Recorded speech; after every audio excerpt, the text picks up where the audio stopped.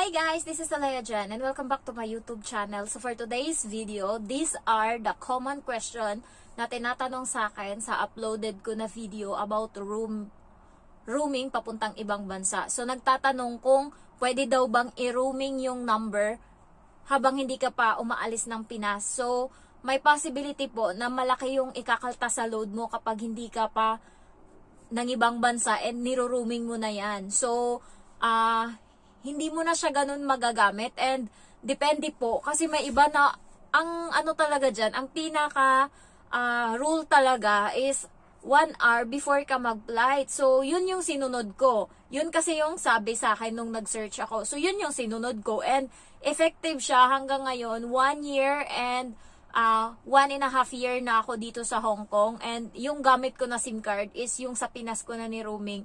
Hindi siya nagkaka-aberya, nakaka-receive siya ng OTP. Importante kasi sa akin yung number na to kasi nga, ito yung ginagamit ko sa GCash ko kasi gumagamit ako dito ng GCash and then online banking. Ito rin yung naka-register sa Pag-ibig ko, sa SSS ko, ayan, ano pa ba? Basta dalawa kasi online banking ko, connected siya kaagad, ano siya, ang bilis niya makakuha. Sa Shopee ko, ito din gamit ko.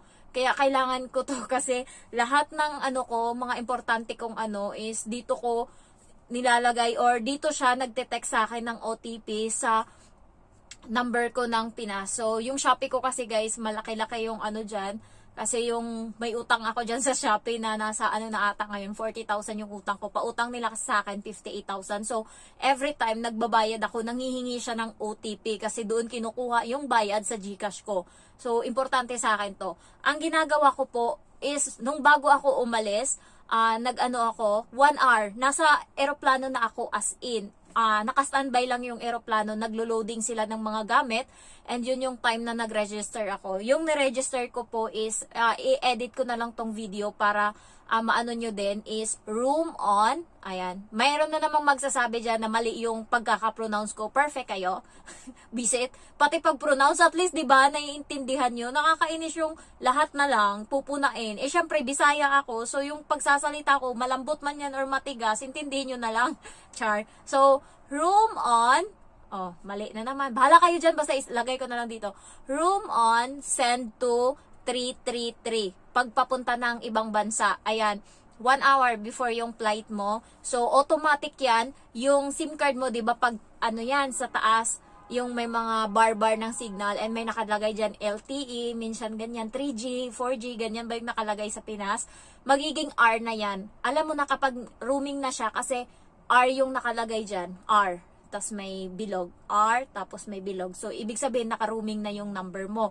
So, kailangan guys, meron kang 100 na load bago ka mag-register ng room on. 100 regular load. Hindi pwedeng ni-register mo yan sa GoSIM. Ano ba yung mga, ano dyan, Unli Data, ganyan-ganyan. Hindi pwede. Regular load talaga na 100 bago ka mag-register ng, ano, roaming. Ayan. So, load ka muna ng 100 and then, tsaka mo ngayon i-register. So, pagdating dito sa ibang bansa, gumagana na yan siya. Nakaka-receive ka na ng OTP, ganyan, roaming na yung number mo. Pwede mo magamit yan kahit saan. Basta, alam mo yung connected sa number mo. Ako kasi, yung Pag-ibig ko, dito siya nagte-text Shopee. Yan, lahat-lahat. GCash ko, ganyan. So, pagka ano is, mini-maintain ko lang yung 100 na load. Dinadagdagan ko siya. Every 6 months, naglo-load ako ng 100 uli. Hindi ko na alam kasi hindi ko naman binabalance kung magkano yung load ng SIM card ko na. Kasi nagpapatong-patong na lang yan. Ayoko kasi na-trauma ako sa kapatid ko. 8 months niyang hindi niloadan yung number niya. Pero gumagana, roaming na doon sa ibang bansa. Kaso 8 months niyang hindi niloadan and nagulat na lang siya. Nawala na ng signal. Hindi niya na nakuha.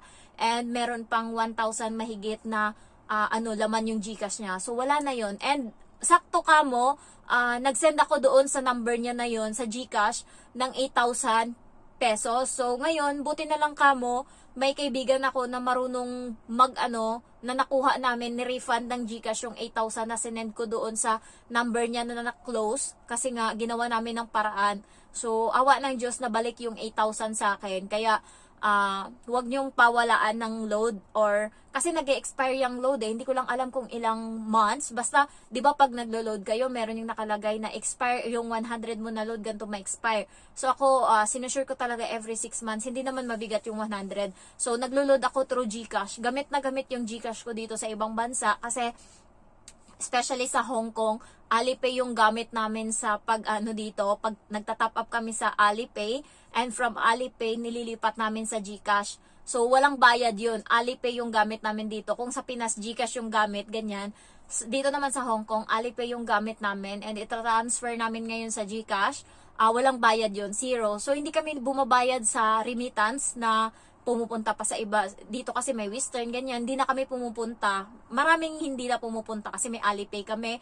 And then nililipat na lang namin siya doon sa GCash and zero yung babayaran. And GCash ngayon, pwede mo na siyang ipunta sa GCash din ng ibang ng pamilya mo. Ako kasi from Alipay going to GCash and from GCash sinesend ko sa bank account ng mama ko. Kaya ganun ako magpadala ng pera. So yung kapatid ko sa ibang bansa, ganun na din yung ginagawa niya. Nag-o-online lang din siya.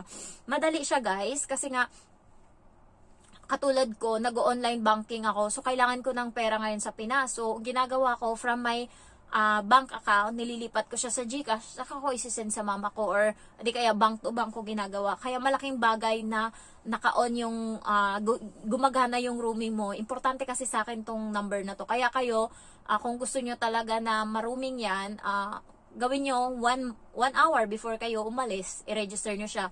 Tapos pag babalik ka naman ng Pinas, syempre, pag naka-roaming yan, iba yung register dyan sa tawag, mahal yung tawag dyan kapag naka-roaming yung number mo.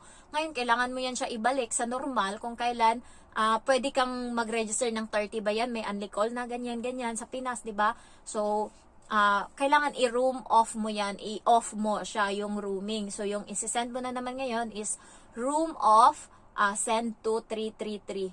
Roaming. So, room. Ayan. So, yun. Ganun lang guys mag-roaming and ang ano dyan is kahit anong SIM card, TM, Smart, Globe, ganyan, lahat, whatever ano yung SIM card mo dyan, ayan, ganyan siya mag-roaming. So, madali lang naman siyang sundan, ilalagay ko na lang, i-edit ko na lang siya dito sa ano ko, lalagay ko dito kung paano nyo iti-text kasi meron pa rin talagang nagtatanong and ano pa ba yung tanong ng iba dyan?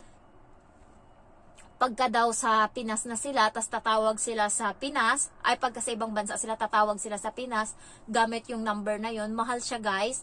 Ako na-try ko yung 200 ko na load, 200 pesos. Hindi ko lang alam kung sa ibang bansa ganun din, pero Hong Kong, 200 pesos yung niload ko, nagamit ko lang siya ng 5 minutes, tawag sa Pinas. So, iba pa rin yung gamit ko dito sa Hong Kong. Yung number na gamit ko dito is yung kabayan na number. And yung 100 Hong Kong dollar ko na load, unli data na yun siya sa isang buwan. And meron siyang libre na 10 minutes na tawag sa Pinas. So, mas nakasave ako doon kaysa sa gamitin ko yung SIM card ko sa Pinas, pantawag doon, mas mahal siya. Ayan. So, kapag guys na wala na, yung nakaalis ka na ng bansa and gusto mong i-roaming yung number mo, sad to say, hindi mo na yun magagawa.